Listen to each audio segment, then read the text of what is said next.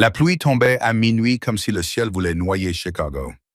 À l'intérieur du restaurant Red Lantern, Dominic Moretti était assis dans la dernière cabine, là où la lumière ne pouvait pas atteindre, là où les ombres lui appartenaient. À 36 ans, il avait rempli les cimetières d'hommes qui avaient osé le défier. Son empire était bâti sur des os, recouverts de sang et décorés de la peur de toute une ville. Ses jointures tatouées reposaient sur la table, chaque tatouage marquant une vie prise. 3 lieutenants étaient assis en face de lui, chuchotant les noms qui seraient effacés avant l'aube. C'était l'homme que Chicago appelait la mort en personne. Un homme qui avait oublié comment sourire. Un homme qui avait enterré sa pitié avec sa sœur 20 ans plus tôt. Puis la porte explosa. La pluie s'engouffra à l'intérieur. Le vent hurla et une petite silhouette apparut dans l'embrasure. Une petite fille âgée de 6 ans, peut-être moins. Ses pieds nus craquaient sur le carrelage froid. Sa robe blanche était déchirée, trempée d'une substance plus sombre que l'eau de pluie. Elle avait du sang sur le col, les joues et les doigts tremblants. Mais ce sont ses yeux qui firent taire tout le restaurant. Les yeux d'un animal traqué, des yeux qui avaient vu l'enfer. Elle n'a pas appelé à l'aide. Elle n'a pas supplié les inconnus qui l'entouraient. Elle a regardé droit dans l'obscurité au fond du restaurant où Dominic Moretti était assis et s'est mise à courir. Elle a couru comme s'il était le dernier espoir qui lui restait sur cette terre. Ses petites mains ont agrippé sa veste en cuir, serrant si fort que ses jointures sont devenues blanches. Son corps tremblait comme une feuille avant la tempête. Elle leva les yeux vers lui, le visage couvert de sang et de larmes, et murmura d'une voix brisée. « S'il vous plaît, ne le laissez pas m'emmener. » Elle enfouit son visage dans sa poitrine en sanglotant. « Ce n'est pas mon père. S'il vous plaît, ce n'est pas mon père. » Dominic ne bougea pas. Il ne respira pas. Son cœur s'arrêta de battre pendant exactement un battement, car il avait déjà vu ses yeux il y a 20 ans sur le visage de sa sœur, juste avant qu'elle ne disparaisse à jamais. Il leva les yeux et vit l'ombre debout devant la fenêtre. Un homme massif, les bras croisés, fixant la petite fille avec les yeux de quelqu'un qui récupère un bien, attendant, patient, comme si elle n'était qu'une question de temps. Tout le restaurant se figea. Une fourchette heurta une assiette quelque part près du comptoir. Du café se renversa d'une main figée, se répandant sur la table au ralenti. Personne ne bougeait. Personne ne respirait. Tous les regards étaient rivés sur la scène qui se déroulait dans la banquette du fond. L'homme le plus dangereux de Chicago et l'enfant ensanglanté qui s'accrochait à lui comme à une bouée de sauvetage. Les 3 lieutenants de Dominic réagirent instinctivement. La main de Tony glissa sous sa veste, ses doigts se refermant sur l'acier froid. Ses yeux ne quittèrent pas l'ombre à l'extérieur de la fenêtre. Rico se leva lentement, délibérément, son corps massif bloquant la vue des autres clients, tel un mur de muscles et de violence à peine contenue. Vinny se dirigea vers la porte sans un mot, se positionnant entre l'entrée et la banquette. Sa mâchoire était crispée, sa main prête, mais Dominic ne bougea pas. Il resta parfaitement immobile, regardant l'enfant blotti contre sa poitrine. Ses petites doigts étaient devenus blancs à force de serrer sa veste. Tout son corps tremblait de manière trop violente pour quelqu'un d'aussi petit. Il réalisa que du sang, qui n'était pas le sien, maculait son cuir. Des larmes et la pluie imprégnaient sa chemise. Et ses yeux sombres et terrifiés qui continuaient à le regarder comme s'il était la seule chose qui la séparait de la mort. « Il a fait du mal à ma maman. » Les mots sortirent entrecoupés, à peine audibles. Elle est tombée et il y avait du sang. Beaucoup de sang. La voix de Lily se brisa. Son menton tremblait. Elle ne se réveillait pas. J'ai essayé de la réveiller, mais elle ne se réveillait pas. Elle ne se réveillait pas. Quelque chose se tordit dans la poitrine de Dominic. Quelque chose de tranchant, de vieux et d'enfoui si profondément qu'il en avait oublié l'existence. Où? Sa voix fut plus douce qu'il ne l'aurait voulu, presque tendre. Lily cligna des yeux, perplexe face à cette question. « Où habite ta maman? » demanda-t-il à nouveau. « Southside, balbutia Lily. « D'accord, tu dois l'aider. S'il te plaît, dit Dominic en serrant les mâchoires. Southside, le quartier oublié, l'endroit où les cris se dissolvaient dans le silence et où personne ne posait jamais de questions. Un mouvement à l'extérieur de la fenêtre attira son attention. L'ombre s'était mise à marcher, lentement, avec assurance, se dirigeant vers la porte du restaurant comme s'il était le propriétaire de chaque pas entre cet endroit et la petite fille. L'homme ne se pressait pas, il n'était pas inquiet. Il pensait que ce serait facile. Dominic le regarda s'approcher, compta ses pas, évalua son assurance, puis il parla. 2 mots. Froid comme la mort, Tony, Port. Tony réagit instantanément, se positionnant à l'entrée, une main sur son arme, les yeux rivés sur la silhouette qui s'approchait. La pluie hurlait dehors, des éclairs zébrènent le ciel. Puis la porte s'ouvrit. Frank Morrison entra. De l'eau coulait de son manteau sur le sol en damier. Son regard balaya le restaurant, les clients figés, les lieutenants vigilants, la petite fille toujours blottie contre la poitrine de Dominic. Un sourire se dessina sur son visage. Le genre de sourire qui donnait la chair de poule. « Te voilà, ma chérie. » Il fit un pas en avant et entra directement dans son enfer personnel. « Papa t'a cherché partout. » La voix de Frank était empreinte de douceur, le genre de douceur qui donnait la nausée. Il écarta les bras, les paumes ouvertes, comme s'il s'approchait d'un show effrayé. « Allez, ma chérie, il est temps de rentrer à la maison. » La réaction de Lily fut immédiate. Elle se blottit davantage contre la poitrine de Dominic, ses doigts agrippant sa veste, son visage disparaissant dans le cuir. Un gémissement s'échappa de sa gorge, un petit animal terrifié. Il ment.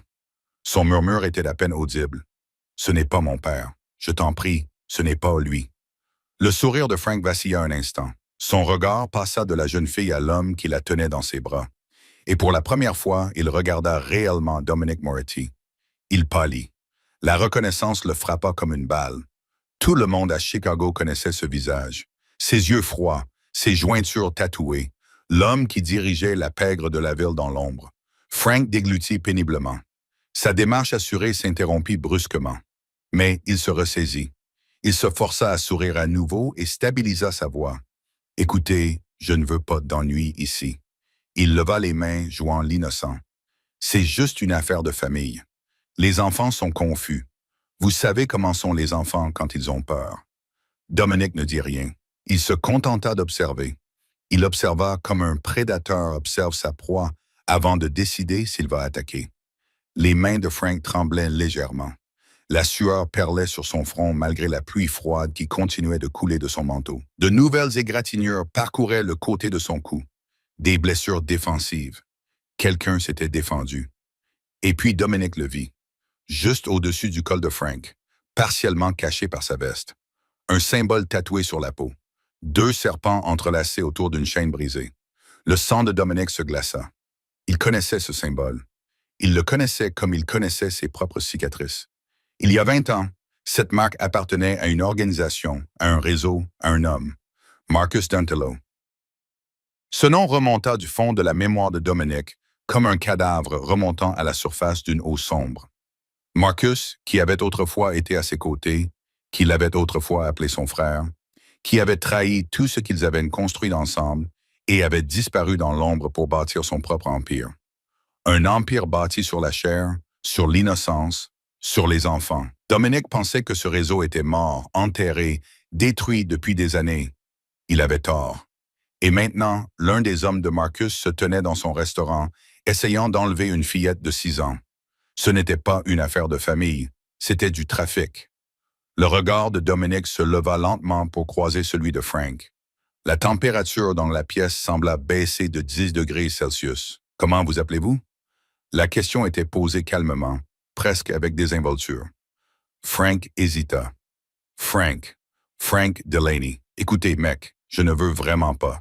Asseyez-vous. » 2 mots prononcés si doucement qu'ils traversèrent à peine la pièce, mais chaque personne dans ce restaurant les ressentit comme un coup de tonnerre. Les jambes de Frank se dérobèrent.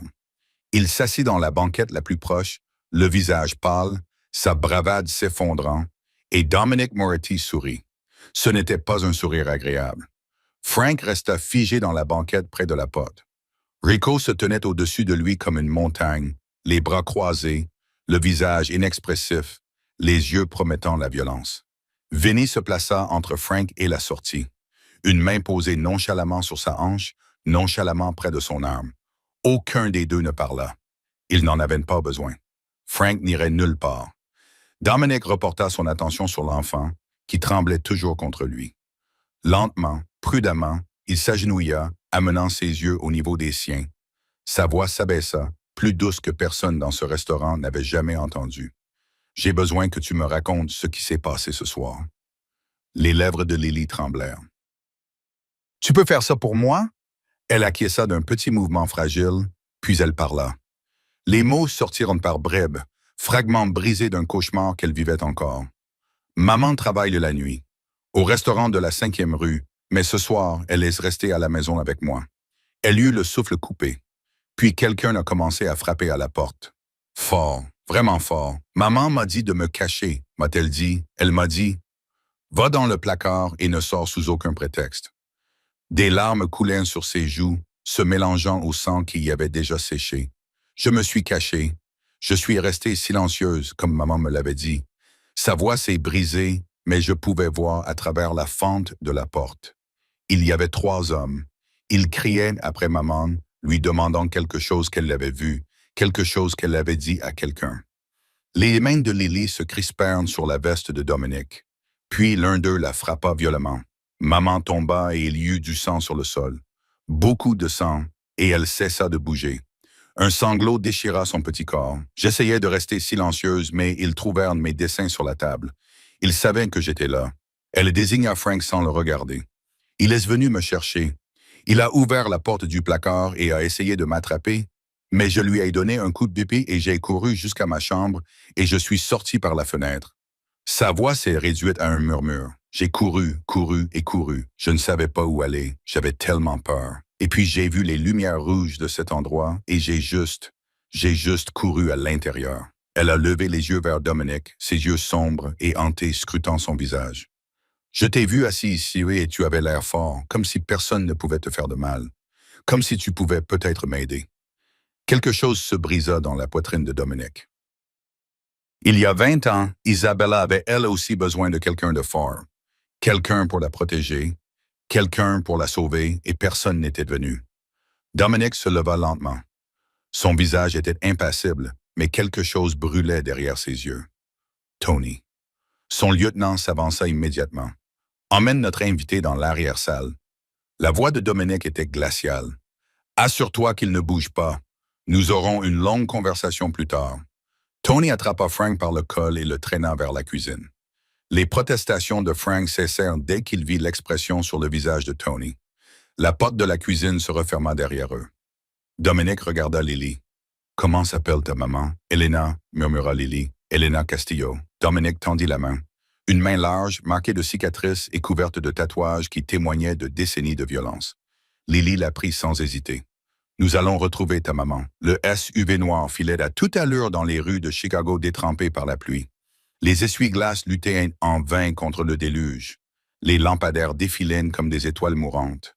Dehors, la ville était sombre, froide, impitoyable. À l'intérieur du véhicule, le silence régnait. Rico conduisait, les yeux rivés sur la route, les mains fermement posées sur le volant.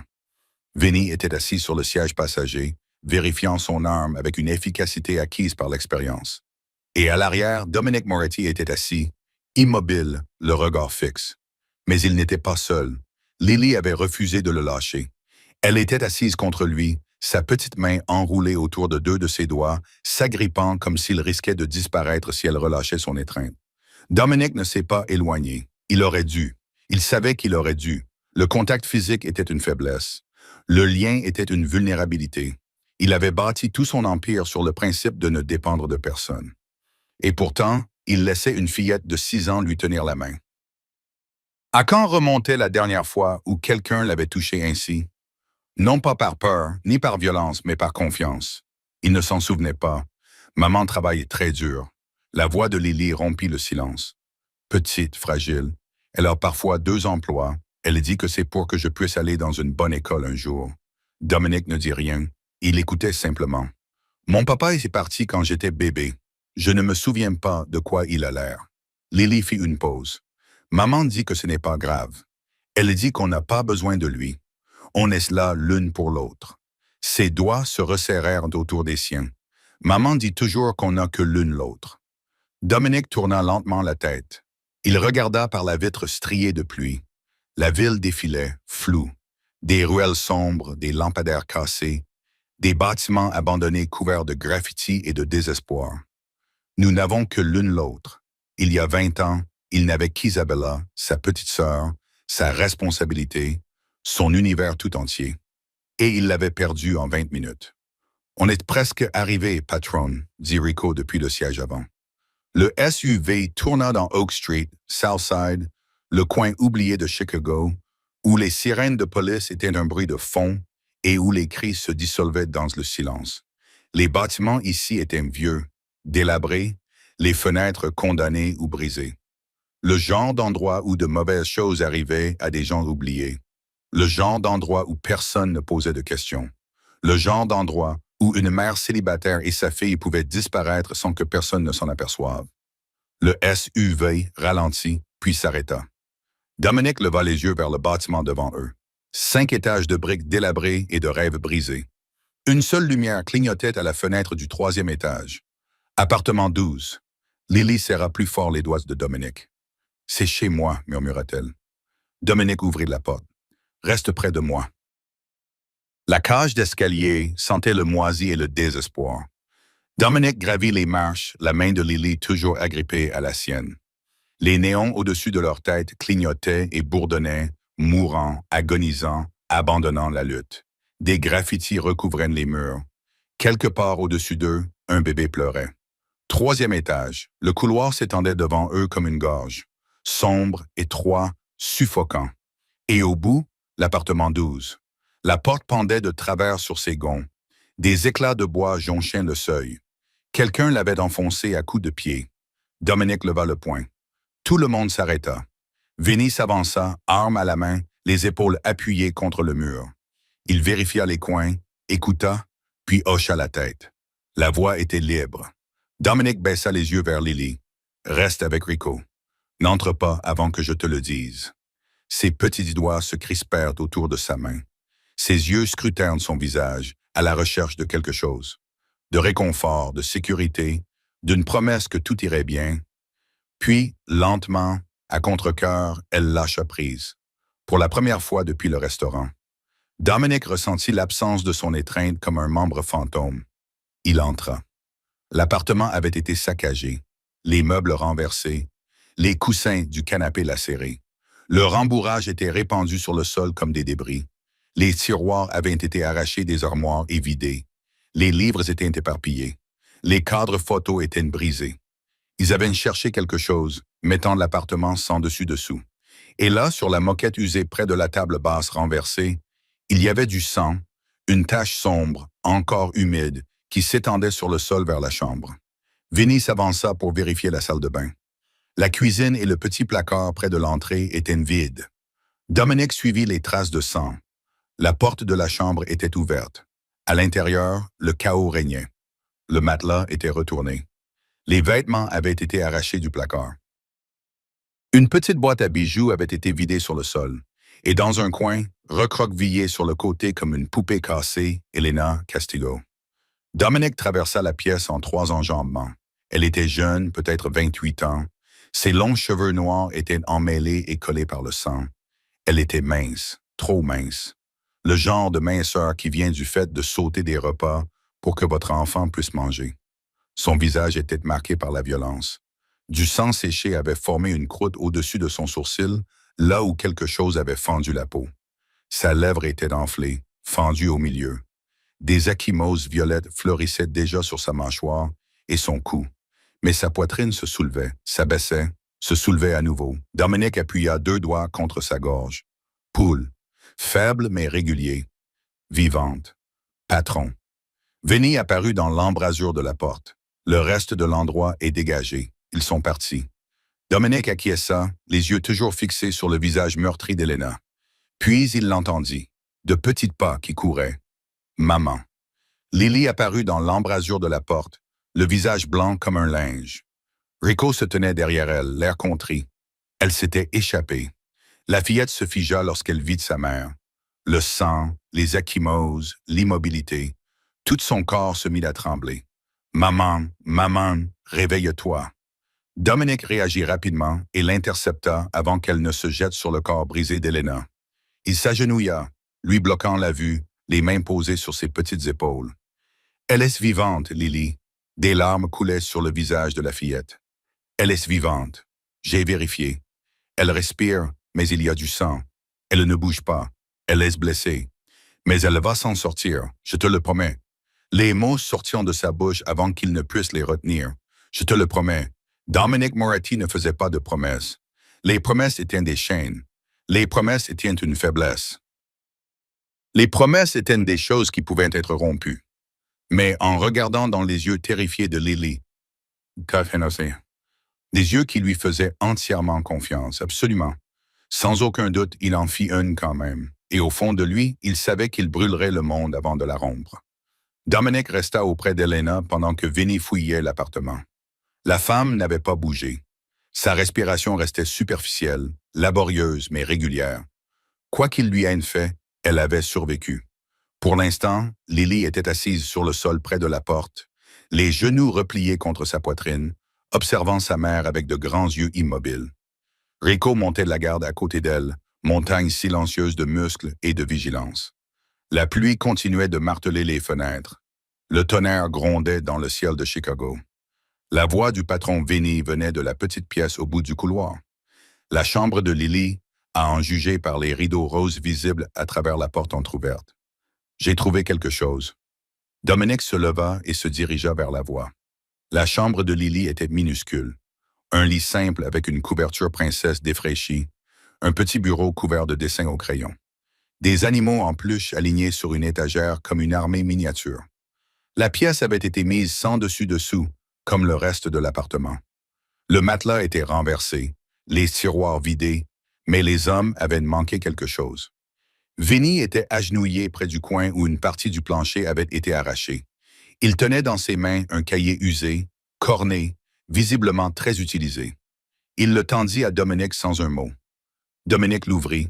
L'écriture à l'intérieur était soignée. Précise, celle de quelqu'un qui voulait être cru.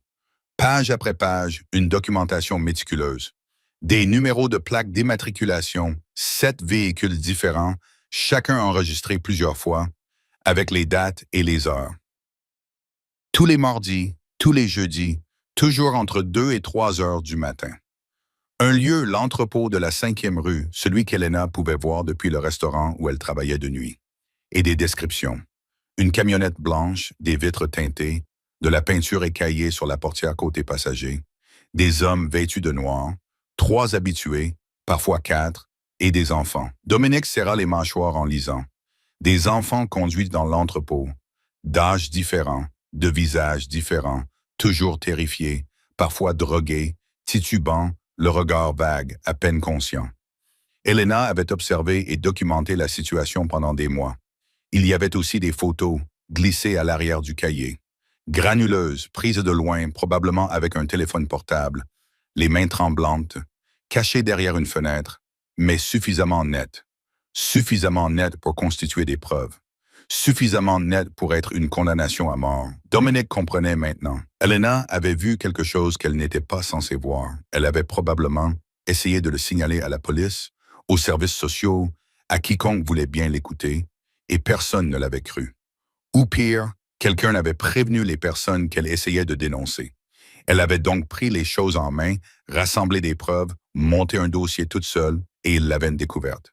C'est soit la femme la plus courageuse de Chicago, dit Dominic à voix basse, soit la plus imprudente. Vinnie regarda la silhouette inconsciente dans l'autre pièce.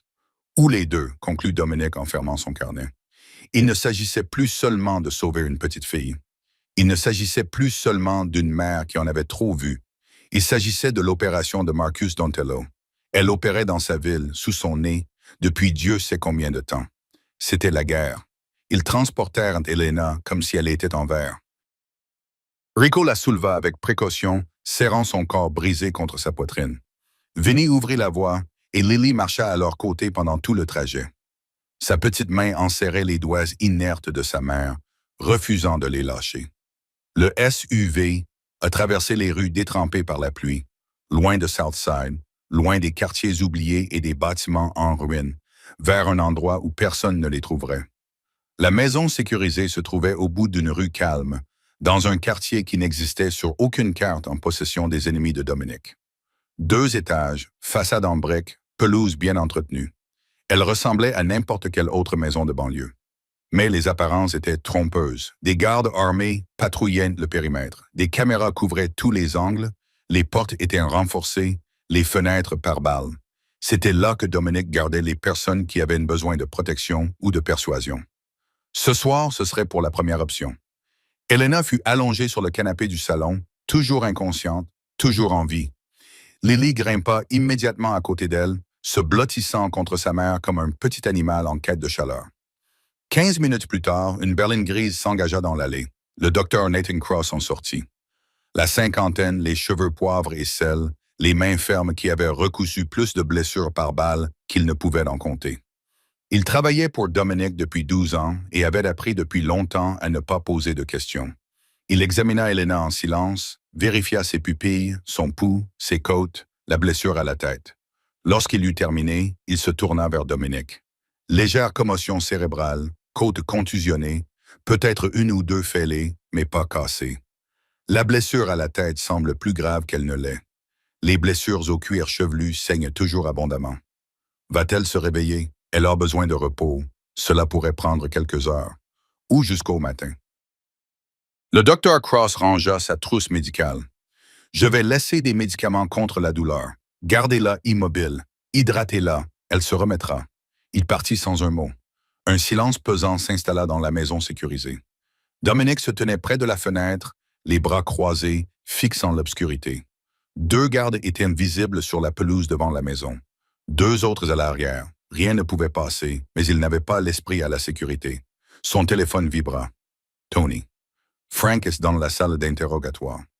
Je suis prêt quand vous l'êtes, patron. Dominic serra les mâchoires. J'arrive bientôt. Il raccrocha et retourna dans la pièce. Lily était toujours recroquevillée à côté de sa mère. Elle n'avait pas bougé, n'avait pas parlé. Ses yeux étaient rouges et gonflés d'avoir pleuré. Son petit corps tremblait de temps en temps, sous l'effet de chocs terrifiants qui ne s'estomperaient pas avant longtemps. Quand avait-elle mangé pour la dernière fois? Cette pensée le surprit. Dominic Moretti ne se souciait pas de savoir si les gens mangeaient. Il se souciait de savoir s'ils vivaient ou mouraient, et seulement lorsque cela servait ses intérêts. Mais en regardant cette petite fille épuisée et terrifiée, il dit doucement, « Elle a besoin de manger. » Rico acquiesça. « Je vais trouver quelque chose. » Dominic se dirigea vers la porte, s'arrêta et se retourna une dernière fois. « Surveillez-les, je reviens. » Il sortit dans la nuit, mais ses pas lui semblaient plus lourds qu'ils ne l'avaient été depuis des années. À 3 heures du matin, Dominic revint au refuge, le sang encore séché sous ses ongles. Frank avait fini par parler. Il finissait toujours par parler. Les informations étaient précieuses, nom, lieu, relation, mais il faudrait attendre le matin pour les traiter. Pour l'instant, la fatigue lui pesait comme un poids de plomb. Il congédia les gardes à la porte d'entrée et entra. Le salon était plongé dans la pénombre. Une seule lampe diffusait une lumière chaude sur les meubles. Elena était toujours inconsciente sur le canapé, respirant lentement et régulièrement, la tête bandée, et à côté d'elle, Lily, encore éveillée, était recroquevillée sur elle-même, les genoux serrés contre la poitrine, les bras enroulés autour des jambes. Elle fixait le vide. Ses yeux étaient vides, hantés. Dominic s'arrêta dans l'embrasure de la porte. « Tu ne dors pas? » Lily secoua lentement la tête. Elle ne le regardait pas. « Chaque fois que je ferme les yeux, murmura-t-elle, je le vois frapper, maman. Je la vois tomber. Je vois le sang. » Sa voix se brisa. Je n'arrive pas à l'arrêter. Dominic resta immobile pendant un long moment. Puis, lentement, il traversa la pièce et s'assit dans le fauteuil en face d'elle. Le silence s'installa entre eux. L'horloge murale faisait tic-tac. La pluie continuait de marteler les fenêtres. Dehors, une voiture passa, ses phares éclairant brièvement la pièce avant de replonger celle-ci dans l'obscurité. « Je sais ce que c'est. » Les mots sortirent avant que Dominic ne puisse les retenir. Lily leva les yeux, surprise. « Des cauchemars, continua-t-il doucement. Chaque nuit depuis 20 ans, ses yeux s'écarquillèrent. « Vous faites aussi des cauchemars? » Dominic ne répondit pas immédiatement. Il n'avait jamais parlé de cela. Ni à Tony, ni à Rico, ni à personne. Son passé était une pièce fermée à clé dans sa poitrine, scellée, enterrée, oubliée. Mais ses yeux sombres et blessés qui le fixaient à travers la pièce sombre, ressemblaient exactement à ceux d'Isabella. J'avais une sœur. Ces mots lui semblaient étranges, lourds, étrangers. Elle s'appelait Isabella. Elle avait 10 ans. Lily bougea légèrement, son attention désormais entièrement tournée vers lui. Des hommes mauvais l'ont emmenée. Un jour, elle était là et le lendemain, Dominic serra les mâchoires. Elle avait disparu. Tout simplement disparu. L'avez-vous retrouvée? Non, un seul mot. 20 ans d'échecs condensés en 2 lettres. Jamais. Je l'ai cherchée pendant 20 ans. Dominic fixait le sol. Je la chercherai probablement encore 20 ans. Silence à nouveau. Lily pencha la tête, l'observant avec une intensité qui semblait trop mature pour ses 6 ans. « C'est pour ça que tu m'as aidé? À cause de ta sœur? » La question resta en suspens. Dominic ouvrit la bouche pour répondre, la referma, puis l'ouvrit à nouveau. Rien ne sortit, parce qu'il ne savait pas. Était-ce de la culpabilité, de la rédemption, une tentative désespérée de sauver la sœur qu'il n'avait pas pu sauver il y a 20 ans? Ou était-ce simplement que lorsque Lily l'avait regardé avec ses yeux terrifiés, quelque chose en lui l'avait reconnu? Avait vu Isabella, il ne savait pas. Peut-être ne le saurait-il jamais. « Je suis contente de t'avoir choisi. » La voix de Lily était douce, presque un murmure. Dominic la regarda. « Quand je m'enfuyais, continua-t-elle, je ne savais pas où aller. J'avais tellement peur, mais ensuite je t'ai vu à travers la fenêtre et je me suis dit, il a l'air fort. Il a l'air de quelqu'un qui pourrait arrêter les méchants. » Elle fit une pause. « Je suis contente d'avoir eu raison. » Quelque chose bougea dans la poitrine de Dominic. Quelque chose de douloureux, de chaud et de totalement inconnu. Il ne dit rien. Les minutes passèrent. Les paupières de Lily s'alourdirent. Sa tête s'abaissa lentement, venant reposer contre l'accoudoir du canapé. Sa respiration s'approfondit, se stabilisa. Elle était endormie. Dominic resta immobile dans l'obscurité, la regardant. À quand remontait la dernière fois où il avait veillé sur un enfant endormi? 20 ans, la nuit avant la disparition d'Isabella. Il s'était assis devant sa porte, écoutant sa respiration, pensant à combien il l'aimait, à comment il la protégerait toujours. Et puis il avait échoué. Mais cette nuit, il n'échouerait pas. Dominic Moretti s'installa dans le fauteuil, les yeux rivés sur la petite silhouette endormie de Lily. Et pour la première fois en 2 décennies, il veilla toute la nuit. L'aube se glissa par les fenêtres, entraîné gris pâle. Dominic n'avait pas bougé de son fauteuil, n'avait pas dormi. Ses yeux restaient fixés sur les 2 silhouettes allongées sur le canapé, la mère inconsciente et l'enfant blotti contre elle. Puis Elena remua. Un gémissement s'échappa de ses lèvres. Sa tête bougea. Ses doigts tremblèrent contre la couverture qui la recouvrait. Les yeux de Lily s'ouvrirent instantanément. « Maman !» Elle se redressa précipitamment, saisissant la main de sa mère, son visage à quelques centimètres de celui d'Elena, meurtri. « Maman, réveille-toi. S'il te plaît, réveille-toi. » Les paupières d'Elena papillonnèrent. 1 fois, 2 fois. Puis, lentement, péniblement, elles s'ouvrirent. La confusion nageait dans ses yeux. Désorientée, elle cligna des yeux en regardant le plafond. Un plafond qu'elle ne reconnaissait pas. Son regard dériva vers le mur de la pièce qu'elle n'avait jamais vu. Des meubles qui n'étaient pas les siens. Ce n'était pas chez elle. La panique commença à monter en elle. Puis ses yeux trouvèrent Dominic. La peur envahit immédiatement son visage. Primitive. Elle connaissait ce visage.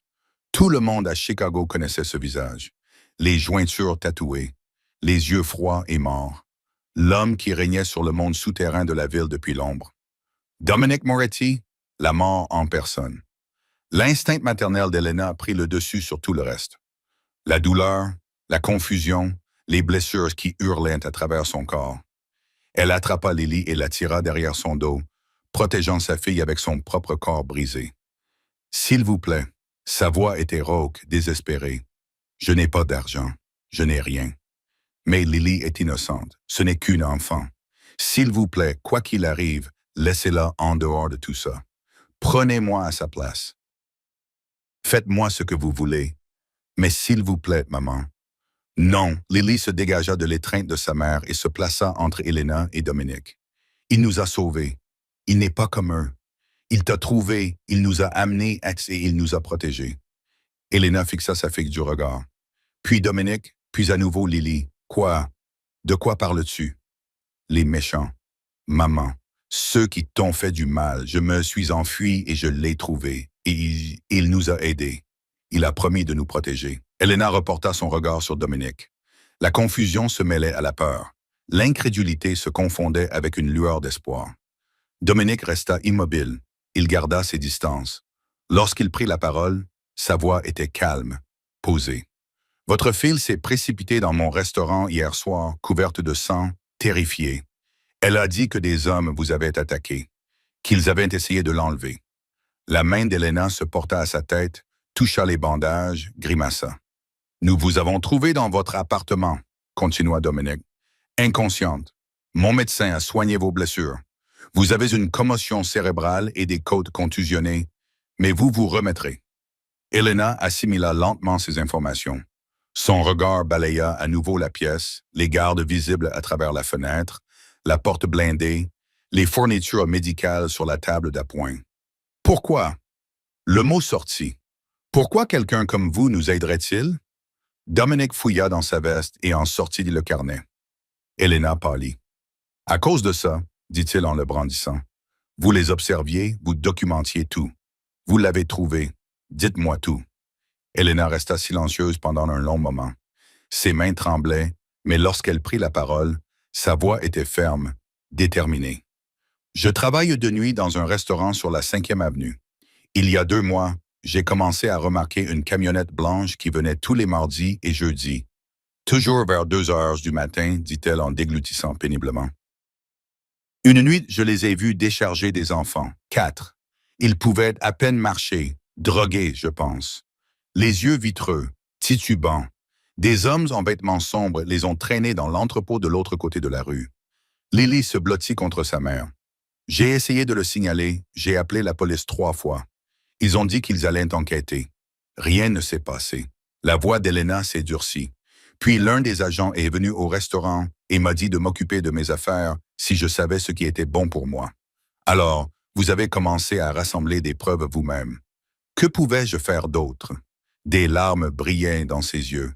C'était un des enfants. Quelqu'un devait faire quelque chose et ils l'ont découvert. Et Elena acquiesça. Hier soir, 3 hommes se sont introduits dans notre appartement. Ils ont dit que si je ne leur donnais pas tout, les photos, le cahier, tout, ils le feraient. Sa voix s'est brisée. Ils ont dit qu'ils prendraient une Lily à la place, pour me montrer ce qui arrive aux gens qui se mettent en travers du chemin de Marcus. Dominique est resté immobile. Marcus? C'est le nom qu'ils n'arrêtaient pas de répéter. Marcus veut que ça soit réglé. Marcus ne tolère pas les erreurs. La pièce devint silencieuse. Dominique serra les mâchoires jusqu'à ce que les muscles de son cou ressortent comme des câbles. Marcus Dantello. Il y a 20 ans, ils étaient un partenaire, frères, construisant un empire ensemble, jusqu'à ce que Marcus le trahisse, disparaisse dans l'ombre et bâtisse son propre royaume sur le dos d'innocents. Dominique pensait que ce réseau avait été détruit, démantelé, anéanti. Il avait tort. Il n'avait fait que se renforcer. Tard dans la nuit, Dominique était assis seul dans son bureau. La pièce était sombre.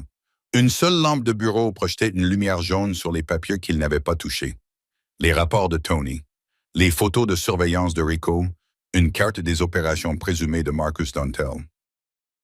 Mais Dominique ne regardait rien de tout cela. Il regardait une photo, vieille, froissée, usée sur les bords à force d'avoir été pliée et dépliée 1000 fois. Il la gardait cachée dans son portefeuille, enfouie derrière tout le reste, où il n'avait pas à la voir à moins de le vouloir. Ce soir-là, il le voulait. Isabella le regardait depuis l'autre côté des 20 ans, âgé de 10 ans. Ses cheveux noirs étaient tressés en 2 nattes, et un large sourire aux dents écartées illuminait son visage. Elle serrait dans ses bras un lapin en peluche, à la fourrure blanche, aux oreilles tombantes et aux yeux en boutons. Monsieur Whiskers, son objet préféré au monde. La photo avait été prise 2 semaines avant sa disparition. Dominique ferma les yeux et se laissa envahir par les souvenirs de cet été, 20 ans plus tôt. L'air était lourd de chaleur. Les cigales stridulaient dans les arbres. Dominique avait 16 ans, Il était grand pour son âge, agité, impatient d'être n'importe où sauf chez lui. Sa mère l'appela depuis la cuisine. Dom va faire une course au magasin du coin. Il nous faut du lait. Il attrapa ses chaussures, déjà à moitié sorties de la maison. Attends, attends-moi. Isabella arriva en courant dans le couloir. Monsieur Whiskers serré contre sa poitrine, ses nattes rebondissant. S'il te plaît, Dom, je ferai vite. Je te promets que je ne te ralentirai pas. Dominic leva les yeux au ciel. Il voulait y aller seul, marcher vite, penser à ses propres pensées, pas garder sa petite sœur. Tu es trop lente, dit-il. Reste ici. Mais Dom, j'ai dit, reste. Il poussa la porte moustiquaire sans se retourner. Isabella resta sur le perron, le regardant partir. Monsieur Whiskers pendait de ses petites mains. « Je serai là quand tu reviendras », lui cria-t-elle. Dominic fit un geste dédaigneux par-dessus son épaule. 20 minutes, c'est tout ce que ça a pris. 20 minutes pour marcher jusqu'au magasin, acheter le lait et revenir. Mais lorsqu'il tourna au coin de la rue, les marches de l'entrée étaient vides.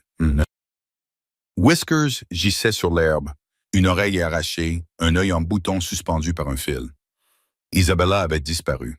Les recherches durèrent des mois. La police passa le quartier au peigne fin.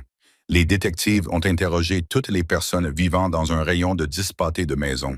Des bénévoles ont ratissé les parcs et les bâtiments abandonnés. Sa photo est apparue sur les poteaux téléphoniques, les briques de lait et aux informations du soir. Rien, aucun témoin, aucune preuve, aucune demande de rançon. Elle avait tout simplement disparu comme si elle n'avait jamais existé. Le père de Dominic a dépensé tout l'argent qu'ils avaient pour engager des détectives privés, passant chaque heure de la journée à suivre des pistes qui ne menaient nulle part. Ses cheveux sont devenus gris en quelques semaines. Sa mère a cessé de dormir, cessé de manger. Elle restait assise près de la fenêtre pendant des heures, regardant la rue, attendant que sa fille remonte l'allée. Elle n'est jamais revenue. 3 ans plus tard, le père de Dominic s'est effondré dans le salon. Crise cardiaque, a dit le médecin, cause naturelle. Mais Dominic connaissait la vérité. Son père était mort d'un cœur brisé, mort de culpabilité, mort du poids insupportable d'avoir perdu sa petite fille. Sa mère a tenu 5 ans de plus. Le cancer avait emporté son corps, mais le chagrin avait emporté son âme bien avant cela. À la fin, elle a accueilli la mort, l'a embrassée. Elle avait cessé de vouloir vivre dans un monde sans Isabella. Et Dominic a survécu de la seule manière qu'il connaissait. Il a construit des murs brique par brique, corps par corps, année après année. Il est devenu quelque chose de froid, de dur, quelque chose qui ne pouvait pas être blessé parce qu'il refusait de ressentir quoi que ce soit. Il avait enterré son cœur aux côtés de sa sœur, où qu'elle soit, et s'était juré de ne plus jamais laisser personne s'approcher suffisamment de lui pour le rendre à nouveau vulnérable. Pendant 20 ans, ses murs avaient tenu bon. Puis Lily Castillo avait fait irruption dans son restaurant, avait attrapé sa veste de ses mains tremblantes et l'avait regardée avec les yeux d'Isabella, et les murs avaient commencé à se fissurer. Dominic fixa la photo pendant un long moment, puis il la plia soigneusement et la remit dans son portefeuille. Il se leva et attrapa son manteau. Il était minuit passé, mais il avait besoin de voir Lily. Il avait besoin de savoir qu'elle était toujours en sécurité, qu'elle respirait toujours, qu'elle était toujours réelle. Il avait besoin de se prouver que cette fois, il n'échouerait pas. Le trajet jusqu'à la maison sécurisée dura 12 minutes. 12 minutes de silence. 12 minutes pendant lesquelles le visage d'Isabella hantait ses pensées. Quand il arriva, les gardes lui firent un signe de passer. Et quelque part à l'intérieur, une petite fille attendait. Le sous-sol était froid. Des murs en béton, un sol en béton, une seule ampoule nue suspendue au plafond, projetant des ombres dures à travers la pièce. Pas de fenêtre, pas de sortie, sauf la porte en acier en haut des escaliers. Insonorisé, Frank Morrison était assis au centre de la pièce, attaché à une chaise en métal, avec des liens en plastique. Sa confiance initiale s'était évaporée comme la brume du matin. La sueur coulait sur son visage. Sa chemise était trempée. Ses yeux se tournaient vers chaque bruit, chaque ombre. Il était assis là depuis des heures, attendant, se demandant, imaginant tout ce qui pourrait se passer lorsque cette porte s'ouvrirait enfin. Puis elle s'ouvrit. Dominic Moretti descendit les escaliers lentement, délibérément, chaque pas résonnant sur le béton comme un compte à rebours. Il ne parlait pas, ne reconnaissait pas l'existence de Frank. Il marchait simplement, tournant autour de la chaise, entrant et sortant de la lumière, tel un prédateur évaluant sa proie. Le silence s'étirait, se resserrait, devenait une chose vivante qui s'enroulait autour de la gorge de Frank et la serrait. 1 minute, 2, 3. Frank craqua le premier. « Je veux un avocat !» Sa voix sortit plus aiguë qu'il ne l'aurait voulu. Désespéré, Dominic cessa de tourner en rond. Pour la première fois, il regarda Frank droit dans les yeux et sourit. Ce n'était pas un sourire agréable. C'était le sourire de quelque chose d'ancien et d'affamé. Pas d'avocat ici. Sa voix était douce, presque gentille. Pas de police, pas de règles, pas de droit. Il se pencha vers lui. Juste toi, moi et la vérité. La bravade de Frank fit une dernière tentative pathétique pour refaire surface. Tu ne peux pas faire ça. J'ai des jantes. Ils viendront me chercher. Le poing de Dominic frappa la mâchoire de Frank avant qu'il n'ait pu terminer sa phrase. La chaise bascula en arrière. La tête de Frank se tourna brusquement sur le côté. Du sang remplit sa bouche, coula sur son menton et goûta sur le sol en béton. Dominic secoua la main avec désinvolture, fléchit ses jointures tatouées. Recommençons. Il fit un signe de tête vers les escaliers. Rico descendit, portant un dossier en papier craft. Il le tendit à Dominic sans un mot et retourna dans l'ombre. Dominic ouvrit le dossier. Des photos en tombèrent. Frank entrant dans un entrepôt dans le sud de la ville. Frank rencontrant des hommes qui portaient le même symbole de serpent tatoué sur leur cou. Frank chargeant des cartons dans des fourgonnettes banalisées à 3 heures du matin. Frank debout à côté d'une fourgonnette blanche, la même fourgonnette blanche qu'Helena avait documentée dans son carnet. Frank Delaney est mort dans un accident de voiture il y a 6 ans. Dominic jeta les photos une à une sur les genoux de Frank. Vous êtes Frank Morrison. Vous travaillez pour Marcus Dentel. Vous travaillez pour lui depuis 8 ans. Le visage de Frank pâlit. Les mensonges moururent dans sa gorge. Vous voulez réessayer? Silence. Puis, lentement, la résistance de Frank s'effondra. Très bien, sa voix était creuse, vaincue. Très bien, que veux-tu savoir? La femme, Elena Castillo. Pourquoi elle? Elle en a trop vu. Frank cracha du sang sur le sol. Elle travaillait de nuit dans ce restaurant. Elle avait une vue dégagée sur l'entrepôt. Elle a commencé à prendre des photos, à poser des questions. Elle a essayé de le signaler à la police à 3 reprises. Et Marcus l'a découvert. La nouvelle s'est répandue. L'un des policiers était à sa solde. Marcus ne tolère pas les détails qui clochent. Dominic serra les mâchoires. La fille, Lily, quel était le plan pour elle? Frank hésita. Il détourna le regard. Réponds-moi. Elle était un bonus. Les mots sortirent à contre-cœur. Marcus voulait envoyer un message. Si tu te mêles de nos affaires, on prend ce qui compte le plus. Frank déglutit péniblement. La fille était censée disparaître. La mère était censée vivre avec cette perte pour le reste de sa vie. Un avertissement à tous ceux qui pourraient songer à parler. Dominic serra les poings. Ses ongles s'enfoncèrent dans ses paumes, faisant couler le sang. La rage qui montait en lui était volcanique, ancienne, en fusion, à peine contenue. Combien d'enfants? Frank baissa les yeux vers le sol. Combien? Je ne connais pas le nombre exact. Dominic attrapa Frank par les cheveux et lui tira la tête en arrière, le forçant à le regarder dans les yeux. Combien? Des dizaines? La voix de Frank se brisa. Peut-être plus. Il les déplace dans 7 endroits différents à travers la ville. Il les garde pendant un jour ou 2, puis les transporte ailleurs. Certains partent vers le sud, de l'autre côté de la frontière. D'autres vont à des acheteurs privés. Le mot resta suspendu dans l'air comme du poison. Des acheteurs. Dominic relâcha les cheveux de Frank. Il recula. Son visage était impassible, mais quelque chose de sombre et de terrible brûlait derrière ses yeux. Dis-moi tout sur Marcus Dentel. Tous les lieux, tous les noms, toutes les racines, tout. Frank le regarda avec ses yeux injectés de sang. Et si je le fais, Dominic sourit à nouveau de ce sourire terrible. Alors peut-être que tu vivras pour voir demain. Frank parla pendant 3 heures. Tony était assis dans un coin, son stylo glissant régulièrement sur les pages, notant chaque nom, chaque lieu, chaque détail qui sortait de la bouche ensanglantée de Frank. L'ampleur des activités de Marcus Dontello était stupéfiante.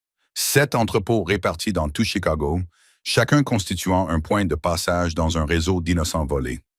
L'installation du Sud n'était qu'un nœud dans une toile qui s'étendait sur toute la ville. Les enfants viennent de partout, dit Frank, sa voix. Des familles pauvres, des fugueurs, des enfants placés en famille d'accueil qui passent entre les mailles du filet, ceux que personne ne recherche, ceux qui disparaissent sans que personne ne le remarque. Dominic restait immobile contre le mur, à écouter. Son visage ne trahissait rien. Nous les gardons pendant 24 à 48 heures, jamais plus. Nous les maintenons sous sédatifs, dociles, puis nous les transférons. Où? Par différents itinéraires. Certains partent vers le sud, traversent la frontière mexicaine. À partir de là, Frank haussa les épaules. Je ne sais pas. Je ne pose pas de questions. Et les autres? Frank hésita, déglutit péniblement. Des acheteurs privés. Les mots restèrent suspendus dans l'air comme une condamnation à mort. Des gens riches, des gens puissants. Ils paient le prix fort pour des types spécifiques. Le stylo de Tony s'arrêta de bouger. Même lui ne pouvait cacher son dégoût. Des noms, dit Dominic. Donne-moi des noms. Je n'en connais que 2. Un type nommé Harrison Wells qui possède une chaîne d'hôtels en centre-ville. Et Victor Crane dans l'immobilier qui possède des immeubles partout dans la ville. Dominic connaissait ces noms. Des hommes respectables, caritables, du genre à assister à des galas, à faire des dons aux hôpitaux pour enfants et à sourire pour les photos des journaux. Des monstres cachés derrière des costumes coûteux. Qui protège l'opération? Les flics. Frank rit amèrement. Qui d'autre? Marcus en a au moins 5 à son service. 2 inspecteurs dans le commissariat du Sud. 3 agents de patrouille, peut-être plus haut placés. Je ne connais pas les détails. C'est comme ça que les plaintes d'Elena ont disparu. Oui, chaque fois que quelqu'un signale quelque chose de suspect, cela est étouffé. Les enquêtes sont bloquées. Les témoins sont découragés. Frank croisa le regard de Dominic. Elle était la première à ne pas abandonner. Elle avait commencé à rassembler ses propres preuves. Des photos, des plaques d'immatriculation, des horaires, des preuves tangibles, et cela la rendait dangereuse. Marcus ne tolère pas les menaces. Il fallait s'occuper d'elle. Le gamin n'était qu'une assurance. Dominic regarda les pages que Tony avait remplies. Des noms, des adresses, des horaires, des itinéraires. Chaque ligne représentait un enfant, une famille détruite, une vie volée. Combien d'Isabella étaient enterrées dans ces pages? Combien de sœurs qui ne sont jamais rentrées à la maison? Combien de parents qui ont passé des années à chercher, à espérer, à mourir lentement de l'intérieur? Les enfants qui vont chez les acheteurs privés, dit Dominic doucement. Que leur arrive-t-il? Frank détourna le regard. Réponde-moi. Je ne sais pas. Je ne veux pas savoir. Sa voix se réduisit à un murmure. Mais ils ne reviennent pas. Aucun d'entre eux ne revient jamais. Le silence envahit le sous-sol. Dominic vit le visage d'Isabella dans son esprit. 10 ans, des nattes, serrant M. Whiskers dans ses bras, attendant sur le perron un frère qui allait rentrer avec 20 minutes de retard. Avait-elle fini avec quelqu'un comme Harrison Wells, Victor Crane? Avait-elle passé ses derniers instants dans un entrepôt comme ceux décrits par Frank? Il ne le saurait jamais. Mais il pouvait s'assurer qu'aucun autre enfant ne subirait le même sort. Dominic s'éloigna du mur et se dirigea vers les escaliers. « Attends !» cria Frank désespérément. « Qu'est-ce qui va m'arriver maintenant? » Nous avions un accord. Dominic s'arrêta sur la dernière marche et regarda par-dessus son épaule. Quand tout cela sera terminé, je déciderai si tu vis ou si tu meurs. Il monta les escaliers sans dire un mot. La porte en acier se referma derrière lui, et Frank Morrison se retrouva seul dans l'obscurité, se demandant s'il reverrait un jour la lumière du jour. À 2 heures du matin, Dominic arriva au refuge, le poids de 1000 enfants volés pesant sur ses épaules. L'interrogatoire l'avait épuisé. Pas physiquement, il avait fait bien pire à des hommes bien plus dangereux, mais les révélations de Frank, leur ampleur, les visages qu'il imaginait derrière chaque statistique. Il se sentait vide, vidé, creux. Les gardes lui firent un signe de tête lorsqu'il entra. Le salon était plongé dans l'obscurité, à l'exception d'une petite lampe qui brillait dans un coin. Elena dormait sur le canapé, sa respiration lente et régulière.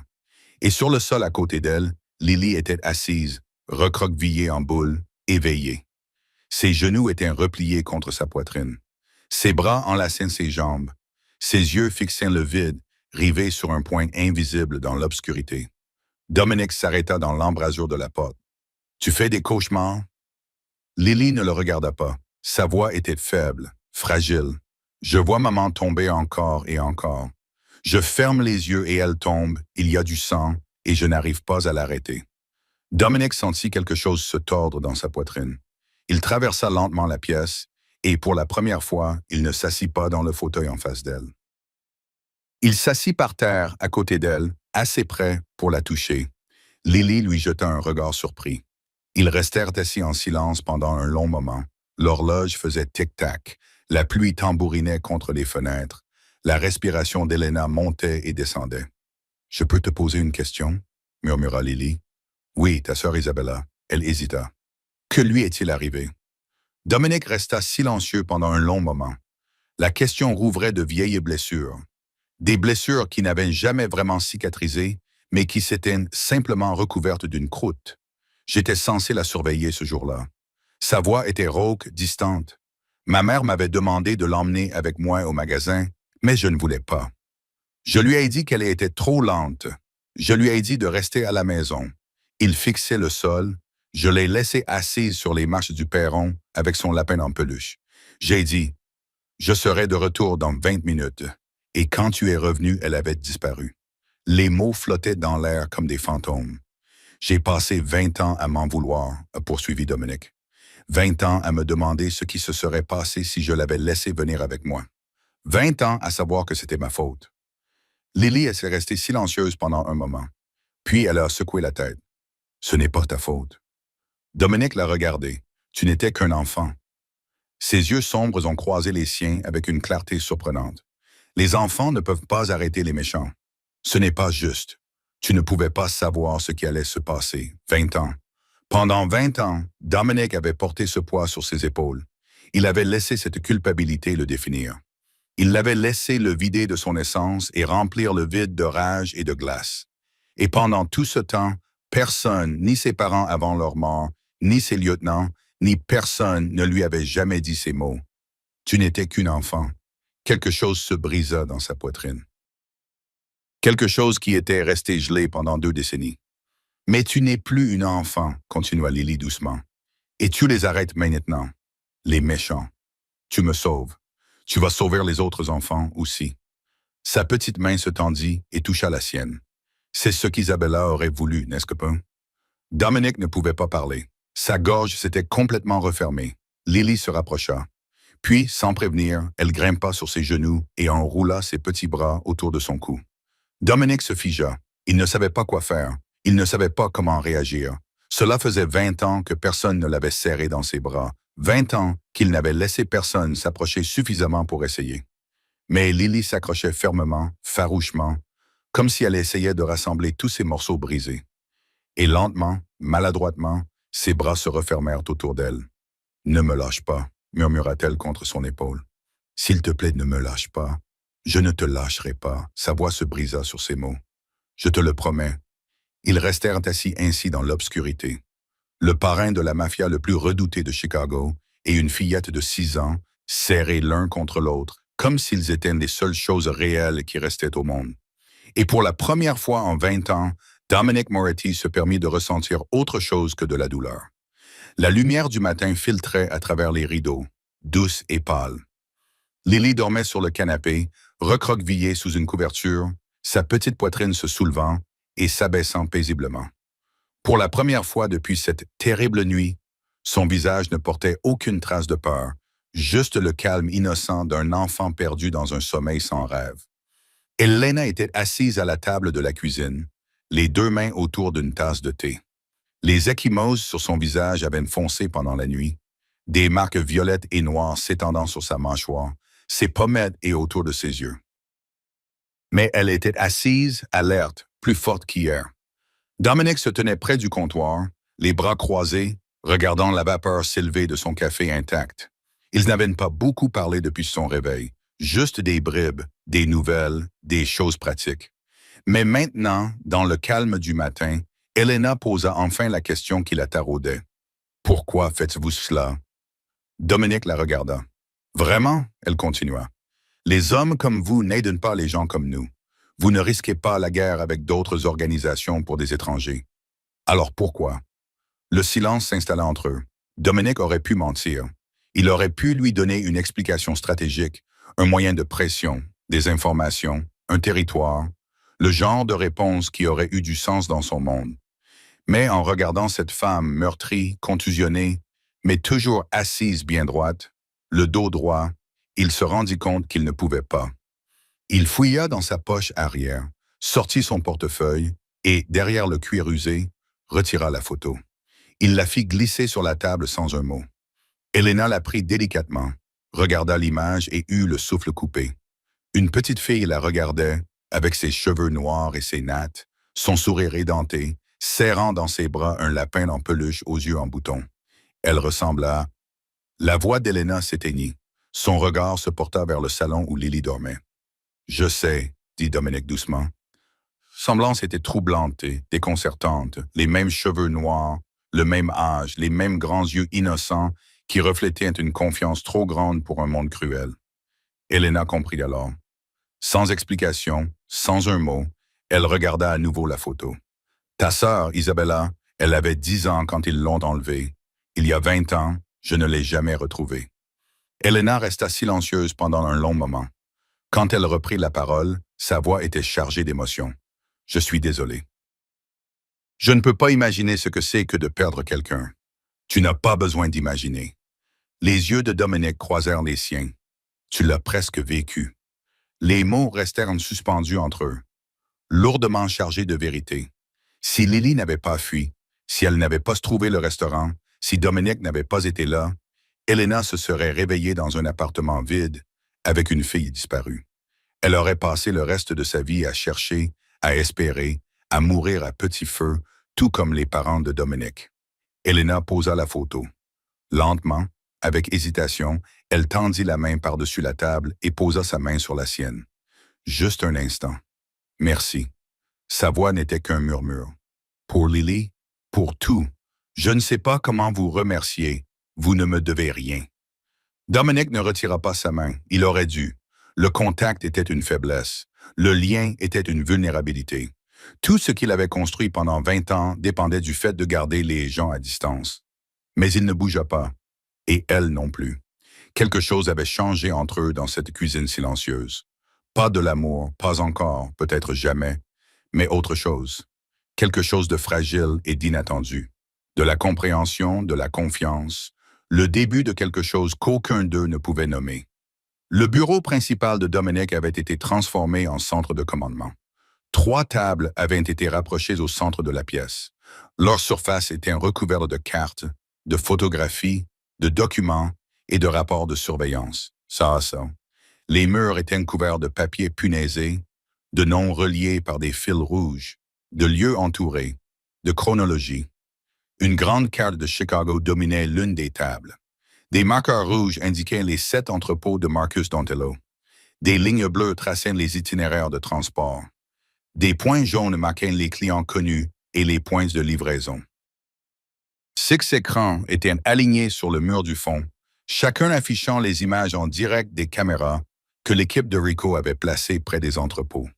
Des images granuleuses de quais de chargement, de parking, d'entrée arrière, silencieuses en attente. Tony, Rico et Vinny se tenaient au garde-à-vous. Derrière eux se trouvaient 20 des soldats les plus fidèles de Dominic, des hommes qui avaient prouvé leur loyauté au prix du sang et du feu, des hommes qui le suivraient en enfer sans poser de questions. La pièce était silencieuse, tendue, prête. Dominic se tenait à la tête de la table, étudiant la carte d'un regard froid. Rapport. Tony s'avança, ouvrant un dossier. La surveillance a confirmé tout ce que Frank nous a dit. Des fourgonnettes blanches arrivent tous les mardis et jeudis entre 2 et 3 heures du matin. Nous les surveillons depuis 72 heures. Il fit une pause. Sa mâchoire se crispa. Mardi soir, 4 enfants. Le plus jeune semblait avoir environ 5 ans. Jeudi, 3 autres, tous âgés de moins de 12 ans. Silence. Le poids de ces chiffres pesait sur la pièce comme une force physique. Rico poursuivit. Nous avons identifié les principaux chauffeurs. 6 hommes au total qui se relaient. 2 travaillent exclusivement pour l'entrepôt sud. Les autres couvrent plusieurs sites. La deuxième installation, dans la zone industrielle, est le principal point de stockage. Vinny a ajouté, les enfants y restent entre 24 et 48 heures avant d'être transférés. La sécurité est légère. Ils misent sur l'isolement et le secret plutôt que sur les effectifs. Dominic a assimilé l'information. Son esprit a calculé les mouvements et les contre-mouvements, les stratégies et les imprévus. Voici ce que nous allons faire. Il a posé ses mains à plat sur la table. Premièrement, nous coupons les moyens de transport, les chauffeurs. Nous achetons ceux qui peuvent être achetés. Nous éliminons ceux qui ne peuvent pas l'être. Sans véhicule, pas d'opération. Tony acquiesça en prenant des notes. Deuxièmement, les entrepôts. Nous ne pouvons pas les attaquer directement sans alerter Marcus. Mais nous pouvons les rendre inutilisables. Des incendies électriques, des dommages structurels, des dénonciations anonymes pour violation du code. Tout cela doit ressembler à des accidents et à de la malchance. Cela les ralentira, dit Rico. Mais ça ne les arrêtera pas. Ce n'est pas nécessaire. Il faut les faire paniquer, les rendre négligents, les forcer à se regrouper. Dominic désigna la zone industrielle sur la carte. Troisièmement, le centre de détention secondaire. C'est notre cible principale. On y va jeudi soir, pendant la prochaine livraison prévue. On extrait tous les enfants, puis on réduit le bâtiment en cendres.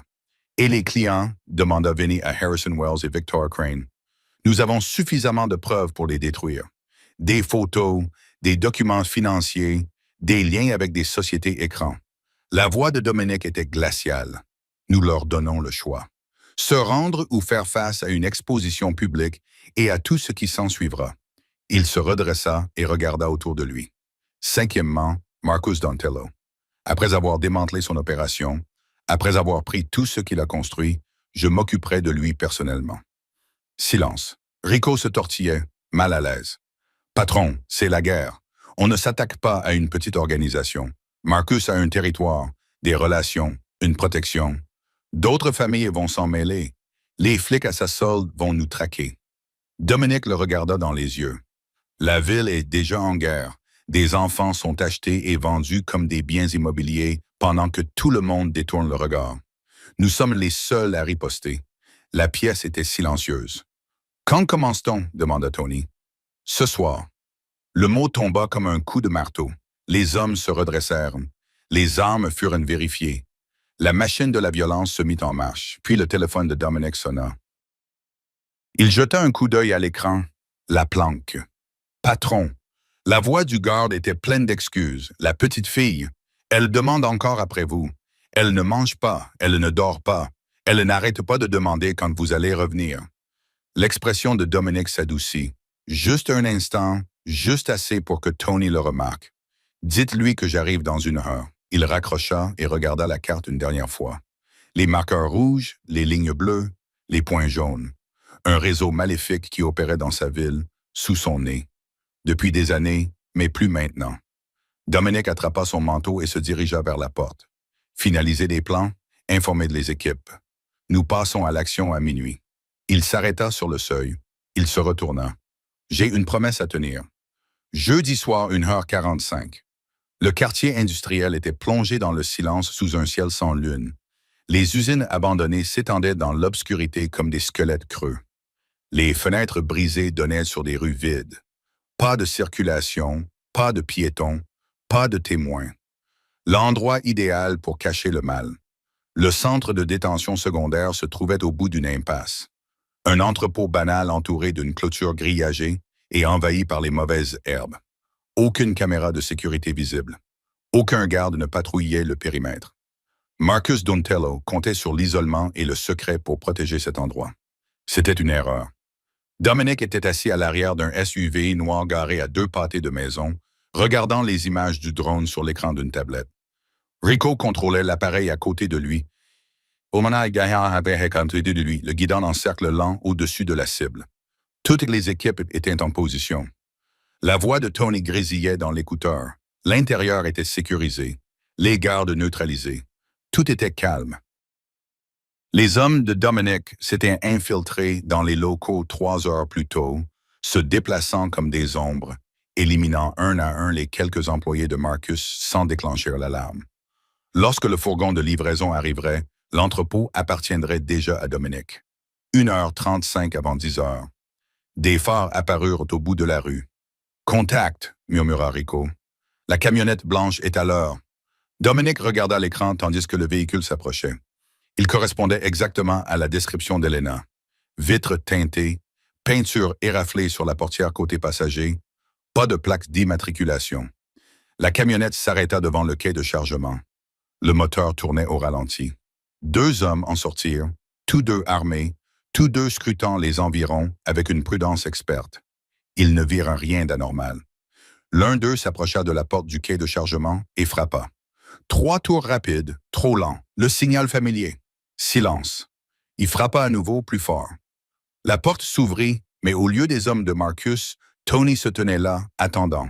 6 soldats armés l'encadraient, armes levées, leurs viseurs laser projetant des points rouges sur la poitrine des 2 hommes. Non. Un seul mot prononcé doucement. Les 2 hommes se regardèrent les armes, regardèrent les yeux froids et morts de Tony. Ils se rendirent. En quelques secondes, ils furent menottés et aveuglés, puis chargés dans un véhicule qui attendait. La camionnette fut conduite par l'équipe de Rico et disparut dans la nuit. Dominic sortit du SUV et se dirigea vers l'entrepôt. À l'intérieur, ses hommes travaillaient rapidement. Le bâtiment avait été divisé en petites pièces, chacune dotée d'une porte renforcée et d'une lourde serrure. Tony lui tendit un trousseau de clés, pris à l'un des gardes neutralisés. 12 pièces, toutes occupées. Dominic traversa les lieux, ouvrant les portes une à une. Derrière la première porte, 2 filles, âgées peut-être de 8 et 10 ans. Des sœurs, à en juger par leur ressemblance, blotties l'une contre l'autre sur un matelas nu, les yeux écarquillés de peur. Derrière la deuxième, un garçon d'environ 11 ans, assis contre le mur, le regard vide, drogué pour se soumettre. Derrière la troisième, 3 enfants. Le plus jeune ne devait pas avoir plus de 5 ans. Porte après porte, pièce après pièce. 12 enfants au total, âgés de 5 à 13 ans, certains sous sédatifs, d'autres en pleurs, tous terrifiés. Dominic avait fait venir du personnel médical et des travailleurs sociaux, des gens en qui il avait confiance, qui lui devaient des faveurs et savaient qu'il ne fallait pas poser de questions. Il se déplaçait dans le bâtiment avec une efficacité rodée, examinant chaque enfant, les réconfortant, les préparant pour le transport. La dernière pièce n'abritait qu'un seul occupant, un garçon de 6 ans, recroquevillé dans un coin, les genoux repliés contre sa poitrine, les bras enroulés autour d'un ours en peluche en lambeaux. Il ne leva pas les yeux lorsque la porte s'ouvrit, ne réagit pas à la lumière qui envahissait la pièce. Dominic entra seul. Il traversa lentement la pièce et s'agenouilla devant l'enfant. « Hé, le garçon ne bougea pas. Tout va bien. Tu es en sécurité maintenant. Personne ne te fera plus de mal. » Lentement, le garçon leva la tête. Des yeux sombres, creux, hantés, qui avaient vu trop de choses pour quelqu'un d'aussi jeune. Dominic tendit la main. « Viens avec moi. Il y a des gens dehors qui vont t'aider. Ils vont te retrouver ta famille. » Le garçon fixa sa main, les jointures tatouées, les cicatrices. Puis, lentement, avec hésitation, il tendit la main. Ses petits doigts s'enroulèrent autour de ceux de Dominic.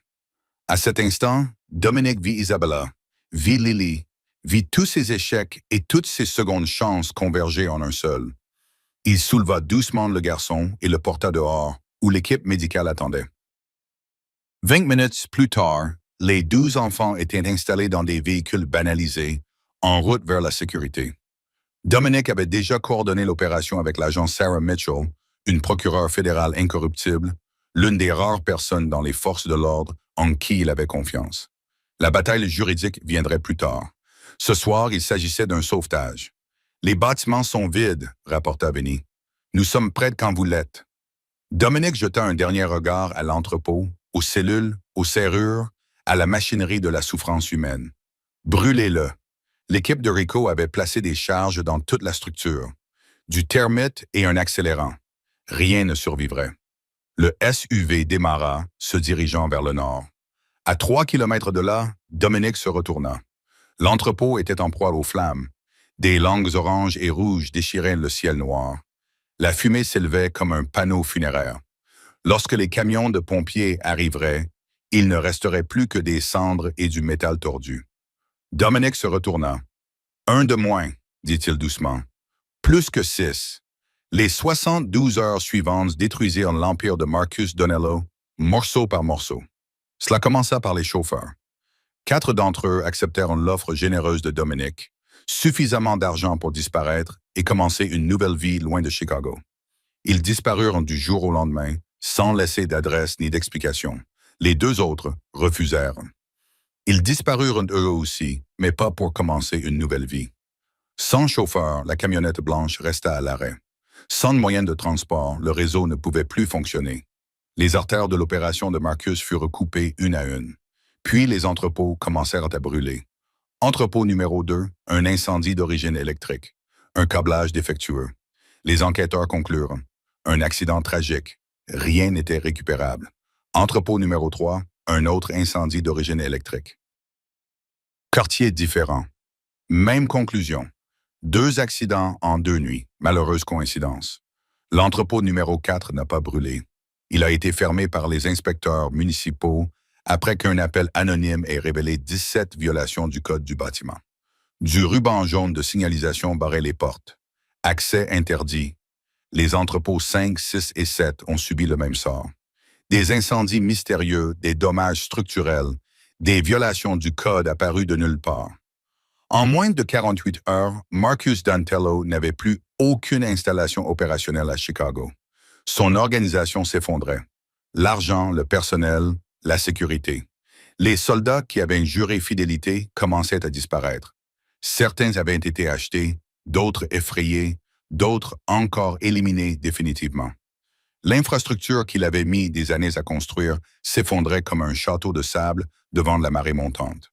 Puis Dominic s'en est pris aux clients. Harrison Wells, magnat de l'hôtellerie, philanthrope, monstre, s'est réveillé le 3e matin pour trouver son bureau rempli de photos, d'images de lui-même avec des enfants, de documents financiers montrant des paiements à des sociétés écrans, des preuves qui détruiraient tout ce qu'il avait construit. Une note manuscrite était posée sur le dessus de la pile. « Rendez-vous où je divulgue tout. » Wells a choisi la prison, s'est rendu au bureau local du FBI cet après-midi-là et a avoué des crimes qui ont fait la une des journaux pendant des semaines. Victor Crane, magnat de l'immobilier, chouchou de la société. Le prédateur a tenté de s'enfuir. Jet privé, billets aller simples, valise remplie d'argent liquide. Tony l'a trouvé à l'aéroport. Crane n'a jamais pris son vol. Il a plutôt entrepris un autre type de voyage qui s'est terminé dans une salle d'interrogatoire avec des agents fédéraux qui avaient reçu un colis anonyme très détaillé. Le message s'est répandu comme une traînée de poudre dans le milieu criminel de Chicago. L'ancien ordre était mort. Quiconque était impliqué dans le trafic d'enfants subirait des conséquences qui transcendaient la loi, qui transcendaient la miséricorde. Marcus Dontel ne pouvait plus protéger personne, pas même lui-même. La 3e nuit, le téléphone de Dominic sonna. Il répondit sans parler. « Vous faites une erreur. » La voix de Marcus Dontel était tendue de rage, à peine maîtrisée. « Vous n'avez aucune idée de ce que vous êtes en train de déclencher. J'ai des relations que vous ne pouvez pas toucher. Des ressources que tu ne peux même pas imaginer. Tu crois que tu peux simplement... Je vais t'achever. » La voix de Dominic était calme, froide, définitive. « Tes relations sont en fuite, Marcus. Tes ressources partent en fumée. Ton empire est réduit en cendres. Silence au bout du fil, et je viens te chercher. Tu veux en finir? » La voix de Marcus se réduisit à un murmure dangereux. « Très bien, l'ancien chantier naval. Quai Sept, demain à minuit. Juste toi et moi. Nous allons en finir comme cela aurait dû être fait il y a 20 ans. » La ligne fut coupée. Dominic raccrocha le téléphone. Tony le regarda depuis l'autre bout de la pièce. « C'est un piège. Il aura 50 hommes qui t'attendent. Je sais. Tu y vas quand même. » Dominic glissa le téléphone dans sa poche. Oui, certaines guerres ne pouvaient être gagnées à distance. Certains ennemis devaient être affrontés face à face. Demain soir, l'un d'eux s'en sortirait. L'autre ne s'en sortirait pas du tout. Minuit.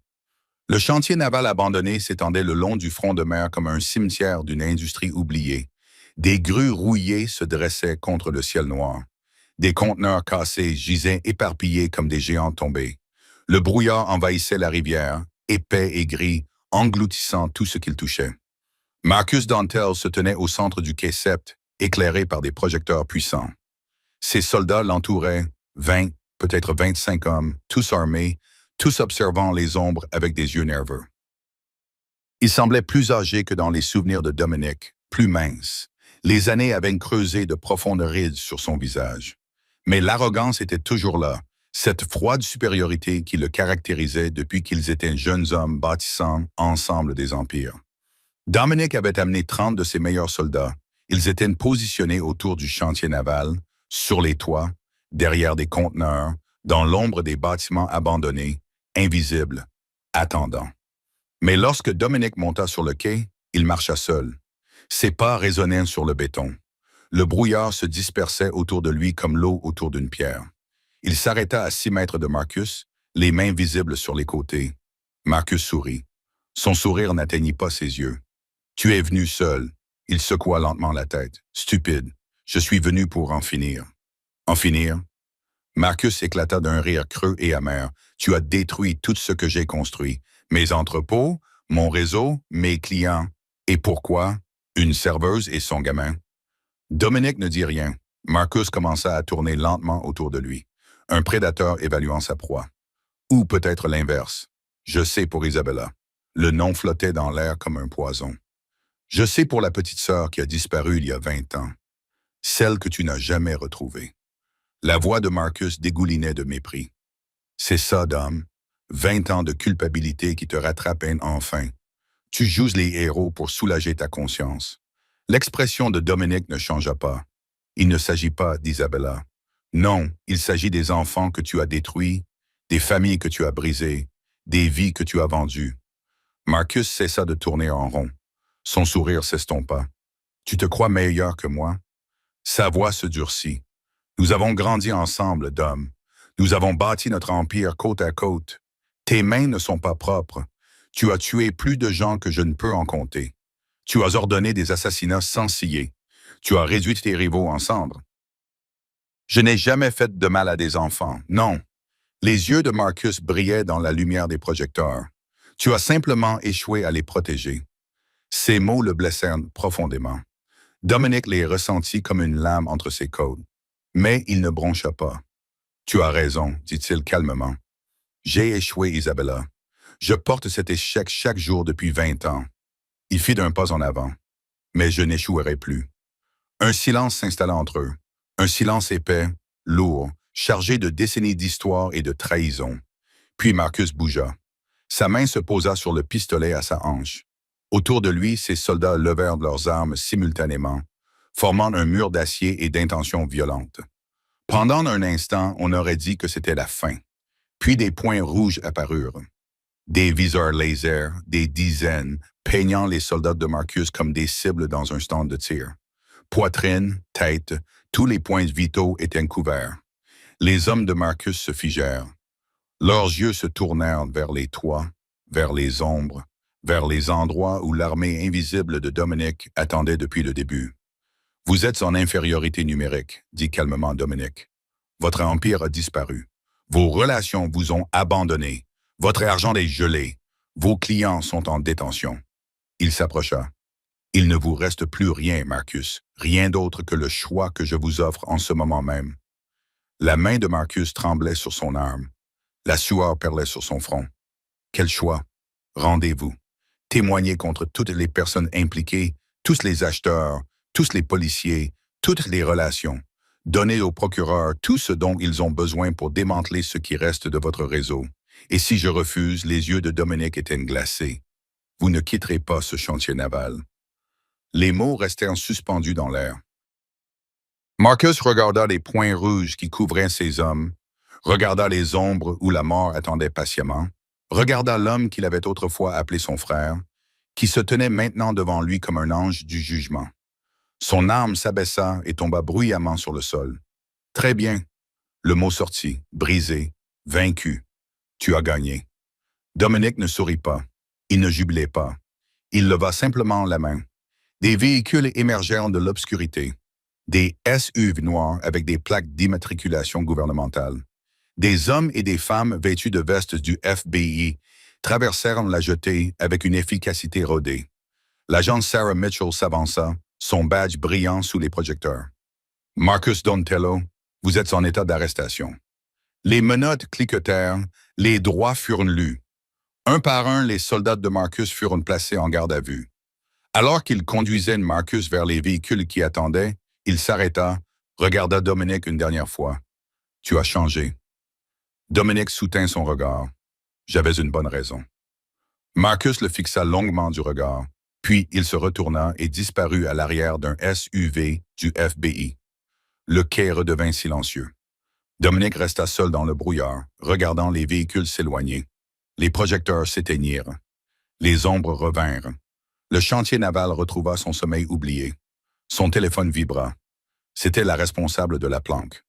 La voix de la garde était chaleureuse. « Elle t'attend. Elle dit qu'elle ne peut pas dormir tant que tu n'es pas revenu. » Dominic ferma les yeux. Pour la première fois depuis des jours, le poids sur ses épaules lui semblait plus léger. « Dis-lui que j'arrive. » 6 mois s'étaient écoulés depuis la nuit où Dominic Moretti avait marché sur cette jetée brumeuse et regardé Marcus Dontel disparaître sous la garde des autorités fédérales. Les procès étaient toujours en cours. Marcus avait tenu parole, témoignant contre des dizaines d'acheteurs, de fonctionnaires corrompus et de complices criminels. Son témoignage avait permis de démanteler un réseau qui s'étendait sur 5 États. Le FBI avait sauvé plus de 60 enfants dans divers endroits. Des familles étaient réunies. Des vies étaient lentement et péniblement reconstruites. Le rôle de Dominic dans tout cela avait été soigneusement effacé des dossiers officiels. L'agent Mitchell connaissait la vérité. Le FBI savait, mais publiquement, Dominic Moretti restait ce qu'il avait toujours été. Une ombre, un murmure, un nom prononcé uniquement dans des pièces sombres. Mais en privé, tout avait changé. Mardi après-midi, le restaurant Red Lantern était plus calme que d'habitude. L'affluence du déjeuner était passée, ne laissant qu'une poignée de clients éparpillés dans les box. Le même néon rouge bourdonnait à travers les fenêtres. La même serveuse remplissait les tasses de café sans qu'on le lui demande. Mais le box du coin, celui de Dominic, semblait différent de ce qu'il était 6 mois auparavant. Dominic était assis à sa place habituelle, mais il n'était pas seul. À côté de lui, balançant ses jambes, qui ne touchaient pas tout à fait le sol, se trouvait Lily Castillo. Elle travaillait sur une feuille de mathématiques, la langue légèrement tirée en signe de concentration. Toutes les quelques minutes, elle levait les yeux vers Dominic et lui demandait de l'aide, et il lui expliquait patiemment le problème jusqu'à ce qu'elle comprenne.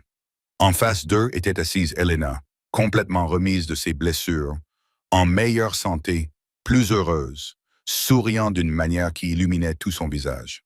« Je ne comprends pas celui-là, » dit Lily en montrant un problème particulièrement compliqué. Dominic le regarda, puis il prit une serviette et dessina un cercle qu'il divisa en plusieurs parties. « Si tu as une pizza coupée en 8 parts et que tu en manges 3, quelle fraction de la pizza as-tu mangé? »« 3/8. Exact. Et si ta mère en mangeait 2 parts? » Lily réfléchit d'un instant. « Alors elle en mangeait 28, ce qui équivaut à 1/4 si on simplifie. » Exactement. Dominic ébouriffa ses cheveux et elle lui sourit. Elena observait cette interaction avec une sorte d'émerveillement. 6 mois plus tôt, elle craignait Dominic Moretti. Aujourd'hui, elle le regardait enseigner patiemment les fractions à sa fille et voyait quelque chose qu'elle n'aurait jamais imaginé. Un homme qui avait trouvé la rédemption dans l'endroit le plus improbable.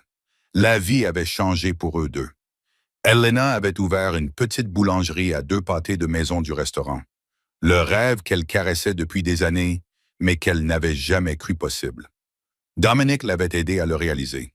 Un nouvel appartement dans un quartier sûr, une bonne école pour Lily, plus de travail de nuit, plus de peur.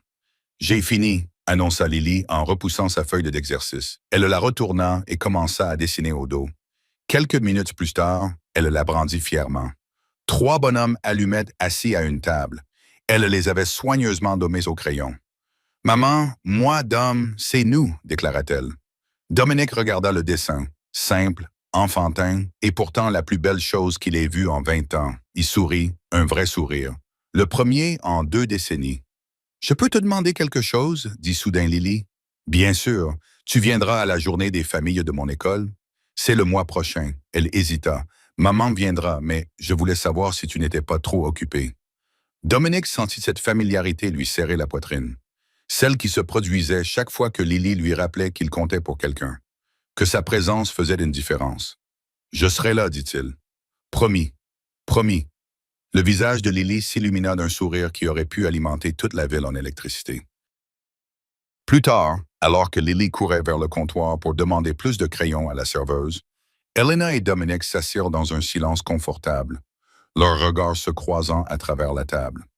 Il y avait maintenant quelque chose entre eux, quelque chose qui s'était développé lentement au cours des 6 derniers mois à force de partager des repas et des conversations tranquilles, et simplement d'être présents dans la vie l'un de l'autre. Ce n'était pas tout à fait de l'amour, pas encore, mais quelque chose de plus profond que de la gratitude, quelque chose pour lequel aucun d'eux n'avait de mots.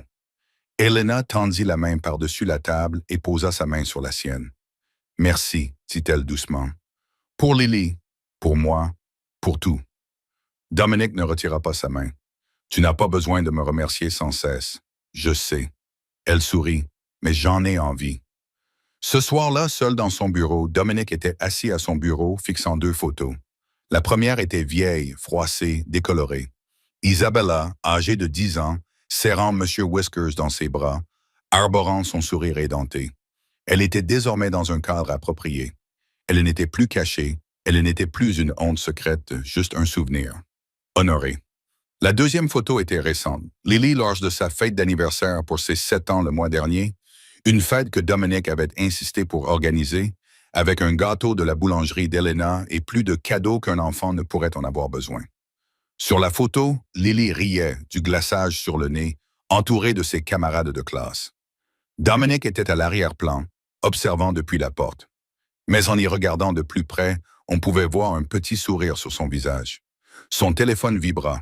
Un message provenant du numéro d'Elena, mais les mots étaient clairement ceux de Lily. « Merci d'être venu au restaurant aujourd'hui, de m'avoir aidé en maths et pour tout. Tu n'es pas mon père, mais tu es l'homme qui est venu quand j'ai appelé à l'aide. Je t'aime. » Dominique le lut 3 fois. Puis il l'enregistra et éteignit son téléphone. Pendant 20 ans, il avait cru que la perte d'Isabella l'avait détruit, l'avait transformé en quelque chose de froid, d'inhumain, en un monstre au visage d'homme. Mais peut-être s'était-il trompé. Peut-être que cette perte n'avait fait qu'attendre. Attendre que Lily Castillo se précipite dans son restaurant un mardi soir pluvieux et attrape sa veste de ses petites mains désespérées. Attendre qu'il réalise que la rédemption n'était pas quelque chose que l'on gagnait. C'était quelque chose que l'on choisissait. Chaque jour, chaque instant, chaque fois que l'on décidait d'être meilleur que ce que le passé avait fait de nous, Dominic Moretti ne serait jamais un homme bon. Il avait trop fait, blessé trop de gens, franchi trop de limites. Ses mains ne seraient jamais propres. Mais peut-être, juste peut-être, pouvait-il être un homme bon pour une petite fille qui avait choisi de lui faire confiance, alors qu'elle n'avait aucune raison de faire confiance à qui que ce soit. Et peut-être que cela suffisait. Peut-être que c'était tout. Il y a 20 ans, il avait échoué à protéger la petite fille qu'il aimait. Mais cette fois, il avait réussi. Et cela rendait tout